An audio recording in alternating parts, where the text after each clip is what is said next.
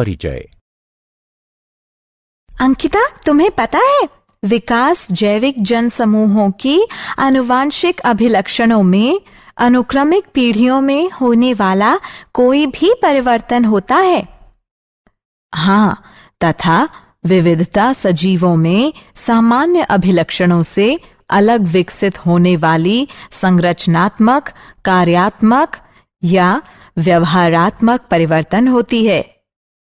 आओ अपने इस अध्याय में हम आनुवंशिकता तथा विकास के बारे में विस्तार से चर्चा करें। उद्देश्य। इस पाठ के अंत में आप निम्न करने में सक्षम हो जाएंगे: विकास को परिभाषित करना, जीवन का उद्गम समझना, उपार्जित तथा वंशानुगत लक्षणों को पहचानना, जाति उद्भवन समझना, विकास तथा वर्गीकरण को समझना, अनुरेखण विकासात्मक संबंधों को समझना, जीवाश्म को पहचानना, विकास चरण को समझना, विकास तथा प्रगति में अंतर पहचानना और मानव विकास की प्रक्रिया समझना। विकास।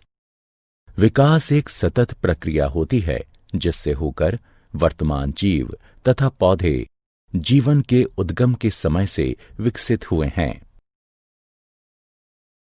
विविधता। जैसा कि हम पहले चर्चा कर चुके हैं कि विविधता सजीवों में सामान्य अभिलक्षणों से अलग विकसित संरचनात्मक, कार्यात्मक एवं व्यवहारात्मक परिवर्तन होती है। विविधताओं का उद्गम तथा संचयन आवश्यक होता है क्योंकि ये विकास के लिए कच्चा पदार्थ प्रदान करती हैं।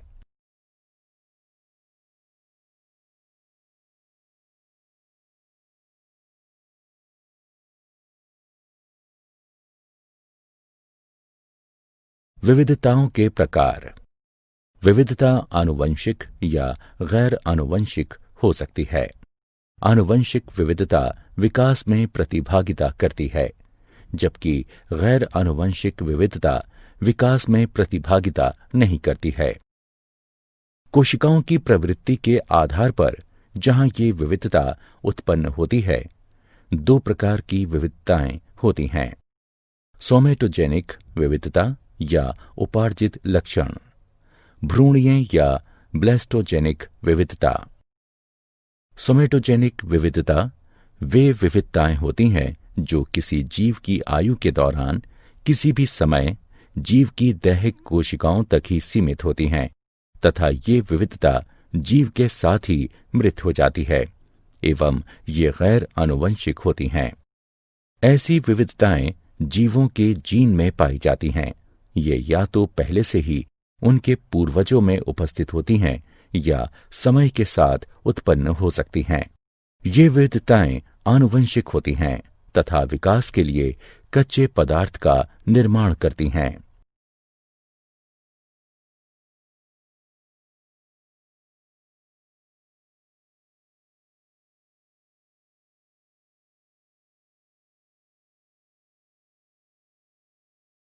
विविधता के स्रोत। विविधता निम्न कारणों से होती है: उत्परिवर्तन, आनुवंशिक विचलन। उत्परिवर्तन एकाएक, वृहद तथा आनुवंशिक पदार्थ में होने वाला परिवर्तन है। ये परिवर्तन कुछ प्राकृतिक कारकों या मानवीय गतिविधियों द्वारा हो सकते हैं। आनुवंशिक विचलन अवसरगत अस्थिरताओं द्वारा जीन आवृत्ति में होने वाला यादृच्छिक परिवर्तन है। यह समष्टि के आकार के विपरीत अनुपात में होता है एवं इस प्रकार यह छोटी समष्टि में अधिक ग्राह्य है, जिनमें अंतःजनन की अधिक संभावना होती है तथा यह हानिकारक जीनों की होमोजाइगोसिटी की आवृत्ति में वृद्धि करती है। यह बिना किसी अनुकूलन के विविधता प्रदान करती है।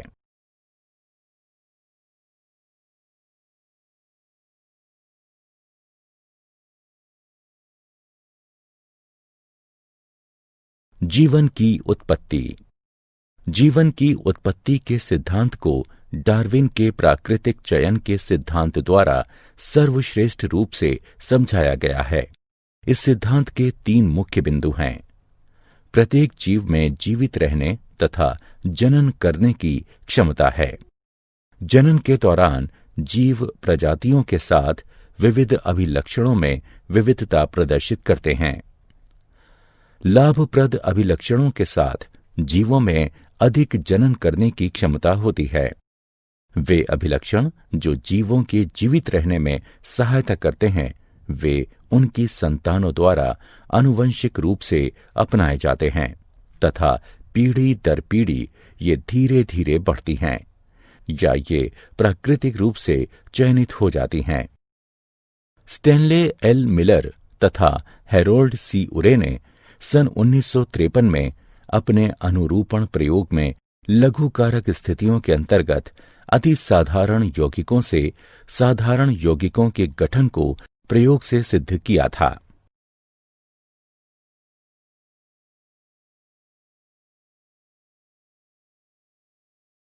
उपार्जित तथा वंशानुगत लक्षण। आनुवंशिक अभिलक्षण वे होते हैं जो जनन कोशिकाओं में डीएनए द्वारा नियंत्रित होते हैं तथा एक पीढ़ी से दूसरी पीढ़ी में स्थानांतरित होते हैं। इन अभिलक्षणों में किसी भी परिवर्तन का परिणाम विविधता होती है। उपार्जित अभिलक्षण वे होते हैं जो किसी जीव द्वारा उसके जीवन में उपार्जित किए जाते हैं तथा ये डीएनए में कोई भी परिवर्तन नहीं लाते हैं तथा इस प्रकार अगली पीढ़ी में किसी भी प्रकार से स्थानांतरित नहीं होते हैं।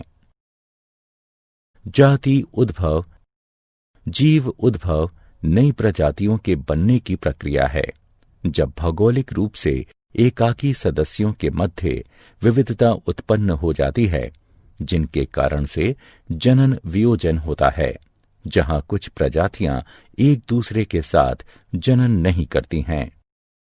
किसी समष्टि के गूढ़ परिवर्तनों के साथ सदस्यों के एक अन्य समष्टि में पलायन से नव समष्टि में नए लक्षणों के विस्तार में सहायता प्राप्त होती है।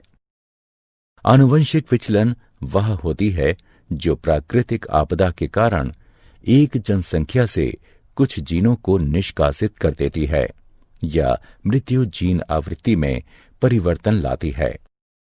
विविधता तब भी संकलित हो सकती हैं जब डीएनए प्रतिछवि तंत्र में अशुद्धियां उत्पन्न हो जाती हैं।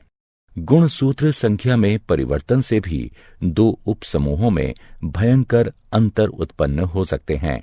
यौन जनन से भी विविधता उत्पन्न होती है। भौगोलिक अवरोधक अथवा भौगोलिक वियोजन यथा नदी या पर्वतों का समष्टि के 2 उपसमूहों के मध्य अंतरागमन जीन प्रवाह के स्तर में कमी लाता है। जनन वियोजन 2 उपसमूहों के मध्य उत्पन्न होता है, जिसका अर्थ है 2 उपसमूह वे लक्षण विकसित कर लेते हैं जो उन्हें एक दूसरे के साथ सहचारी नहीं होने देते। विकास तथा वर्गीकरण। जीवों के मध्य समानताएं हमें उन्हें समूहीकृत करने की अनुमति प्रदान करती हैं। जितने अधिक अभिलक्षण उनमें आम होंगे, उतने ही अधिक वे संबंधित होंगे। जितने निकटतम वे संबंधित होंगे, उतना ही नजदीक उनमें आम पूर्वज होंगे। इसे एक भाई एवं बहन के उदाहरण से अधिक स्पष्ट रूप से समझा जा सकता है। वे निकटतम संबंधित होते हैं क्योंकि उनके पूर्वज समान होते हैं। इस प्रकार हम प्रजातियों के छोटे समूहों का निर्माण हालिया समान पूर्वजों के साथ कर सकते हैं। फिर इन समूहों के उपसमूहों में अधिक समान पूर्वज होंगे।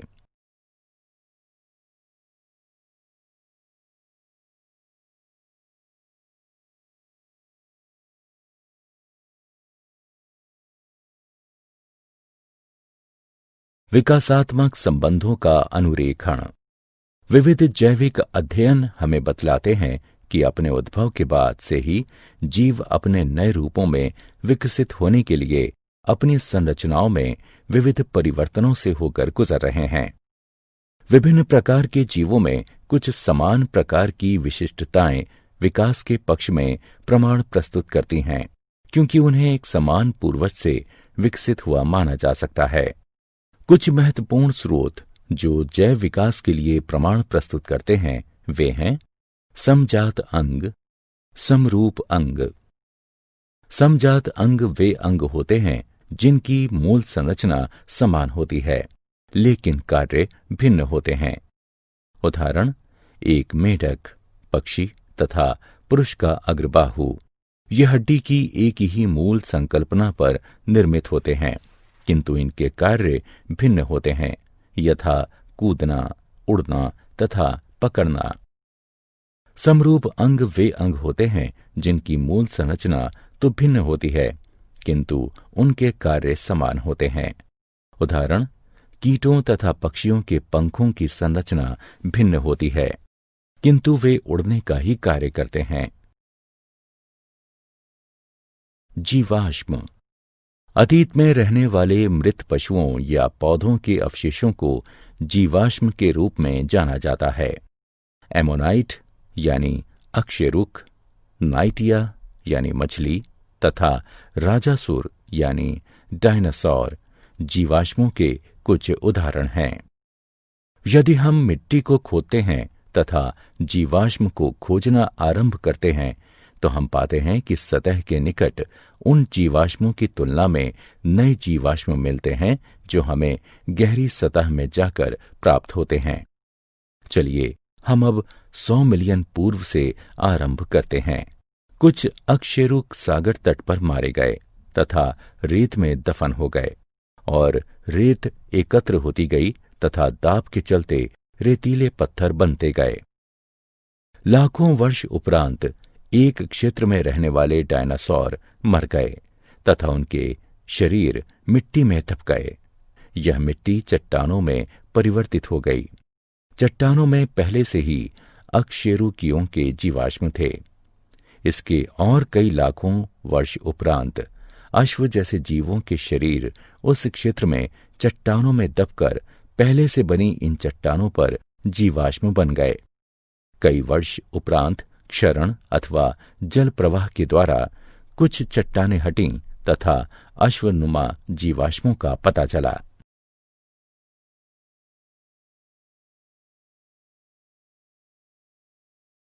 विकास चरण।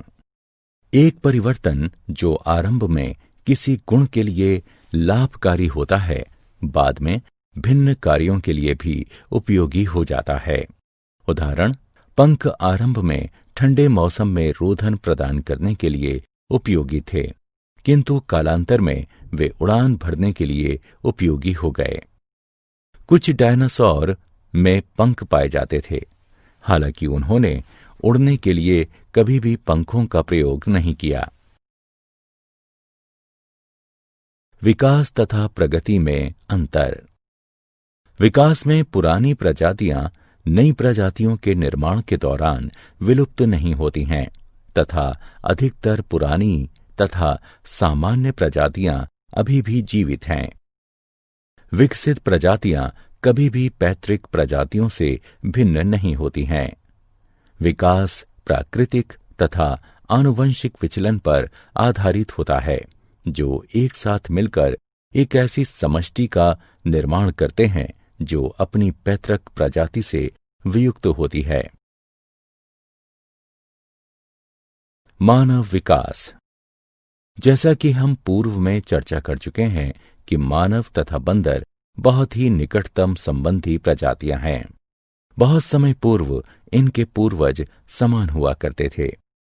यहां तक कि मानवों में भी पूरे विश्व में प्रारूपों में तथा विशिष्टताओं में अत्यधिक विविधता पाई जाती है। काफी समय तक हम इन मानव प्रारूपों को मानव जातियों के रूप में मानते रहे। टाइम डेटिंग के आधार पर जीवाश्मों के अध्ययन तथा डीएनए अनुक्रम को संलग्न कर आणविक जाति वृत्त के आधार पर अब यह स्पष्ट हो गया है कि सभी मानव जाति एक ही होमो सेपियंस से संबंधित हैं। होमो सेपियंस के आरंभ के सदस्य अफ्रीका से आए प्रतीत होते हैं। हमारे कुछ पूर्वज अफ्रीका में ही बने रहे तथा कुछ पूरे द्वीप में फैल गए। कुछ ने अफ्रीका छोड़ दिया तथा समय के साथ पूरे ग्रह पर फैल गए। अन्य प्रजातियों के समान पूर्वजों के इन समूहों ने भी अपना जीवन अभिभावी परिवेश में व्यतीत किया तथा विभिन्न भौगोलिक क्षेत्र में विशेष विशिष्टताओं के साथ विभिन्न रंग के होने के लिए आनुवंशिक विविधता विकसित कर ली। क्या आप जानते हैं, टी डॉब्जेंस्की ने आनुवंशिक तथा प्रजातियों का उद्गम नामक पुस्तक लिखी है। कोकरवेट जटिल जैव यौगिकों के संग्रह होते हैं तथा खंडकरण एवं विखंडन द्वारा प्रगति तथा विभाजन में सक्षम होते हैं। आरंभिक कोशिकाएं प्रवृत्ति में अवायवीय, प्रोकैरियोटिक तथा कीमो पर पोषित थीं। ए.आई. ओप्रिन ने जीवन की उत्पत्ति पुस्तक 1936 में लिखी। हर्बर्ट स्पेंसर ने विकास शब्द दिया। चार्ल्स डार्विन ने जैविक विकास के सिद्धांत का प्रस्ताव दिया, जो संशोधन के साथ वंशानुक्रम प्रतिपादित करता है।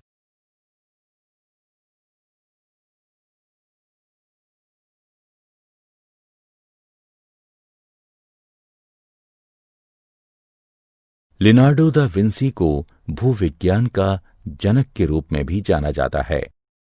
W.F. लिबी ने कार्बन 14 डेटिंग तकनीक का प्रस्ताव दिया, जिसे पूर्ण डेटिंग तकनीक भी कहा जाता है। बोल्टवुड ने डेटिंग जीवाश्मों के लिए यूरेनियम आधारित पद्धति का सुझाव दिया। नेएंडरथल मैन प्रथम सभ्य व्यक्ति था, जबकि क्रो-मैग्नन मैन को आधुनिक व्यक्ति का विलुप्त प्रतिनिधि माना जाता है। मानव को बंदरों से अधिक चिंपांजी के नजदीक माना जाता है, क्योंकि मानव तथा बंदरों के डीएनए के बीच में 10% का अंतर है। वहीं मानव तथा चिंपांजी के डीएनए में 2.5% का अंतर है।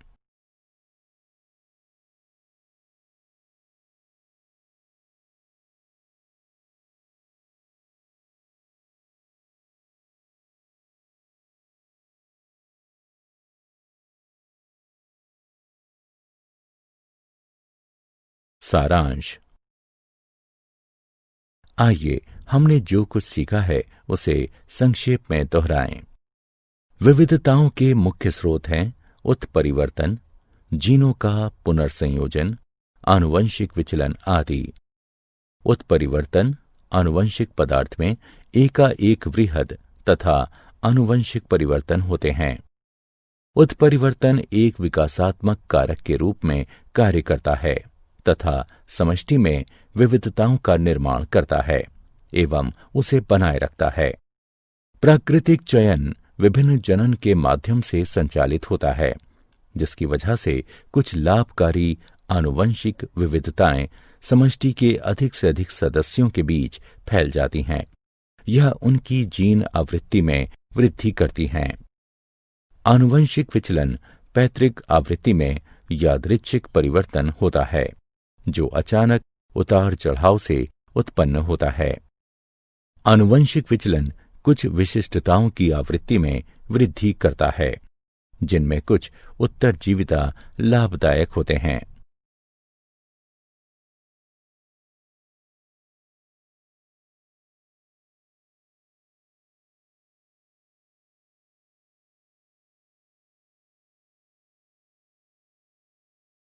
चार्ल्स डार्विन ने जैविक विकास के लिए प्राकृतिक चयन के सिद्धांत का प्रतिपादन किया। उन्होंने प्रतिपादित किया कि केवल उपयोगी निरंतर विविधता ही विकास में सहायता करते हैं तथा प्राकृतिक चयन एक मिश्रित समष्टि से सर्वश्रेष्ठ अनुकूलित प्राणियों का चयन करता है। जीवन के उद्गम का सबसे स्वीकृत सिद्धांत है कीमोसिंथेटिक सिद्धांत। इसका प्रतिपादन ओपेरिन तथा हेल्डेन द्वारा किया गया था। यह बताता है कि जल में प्राचीन जीवन की उत्पत्ति 4.2 बिलियन वर्ष पूर्व आदि काल में रासायनिक विकास द्वारा पृथ्वी के पर्यावरण में कमी के साथ हुई। इसे प्रयोग द्वारा मिलर तथा उरे द्वारा समर्थन प्राप्त हुआ। जाति उद्भवन में निवर्तमान प्रजातियों से नई प्रजातियों के उद्गम सम्मिलित हैं। जाति उद्भवन उत्तरोत्तर या तात्क्षणिक हो सकता है।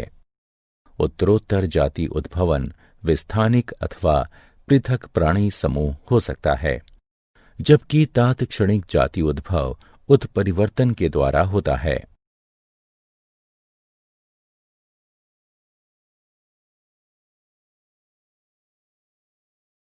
विकासात्मक संबंध जीवों के वर्गीकरण द्वारा अनुरेखित किए जा सकते हैं। समजात अंग वे अंग होते हैं जिनकी मूल संरचना समान होती है, लेकिन कार्य भिन्न होते हैं, जबकि समरूप अंग वे अंग होते हैं जिनकी मूल संरचना तो भिन्न होती है, किंतु उनके कार्य समान होते हैं। जीवाश्म वे अवशेष अथवा विलुप्त जीवों के कड़े अंगों की छवियां होती हैं जो तलछटी चट्टानों में संरक्षित की जाती हैं। ये विकास के लिखित दस्तावेज हैं। विकासात्मक संबंध कुछ अंतःकालीन चरणों द्वारा निर्धारित किए जाते हैं। उदाहरण, पंख वाले डायनासोर यह विचार प्रदान करते हैं कि पक्षी भी विशालकाय सरीसृप हुआ करते थे। एक समान पूर्वज कई असमान परिलक्षित संरचनाओं का विकास कर सकता है। उदाहरण, पत्ता गोभी, फूल गोभी, कोहला अरबी, काले, ब्रोकली आदि जंगली पत्ता गोभी के पौधे से। विकासात्मक संबंधों का निर्धारण आणविक वंशागति के आधार पर भी हो सकता है, विशेष तौर पर रक्त प्रोटीन तथा परिवर्तित डीएनए मात्रा। मानव विकास अफ्रीका से होना आरंभ हुआ तथा इसमें असंख्य मानव प्रकार सम्मिलित हैं, जैसे अफ्रीकी बंदर मानव, जावा बंदर मानव, पैकिंग मानव, क्रो मैग्नन मानव तथा आधुनिक मानव।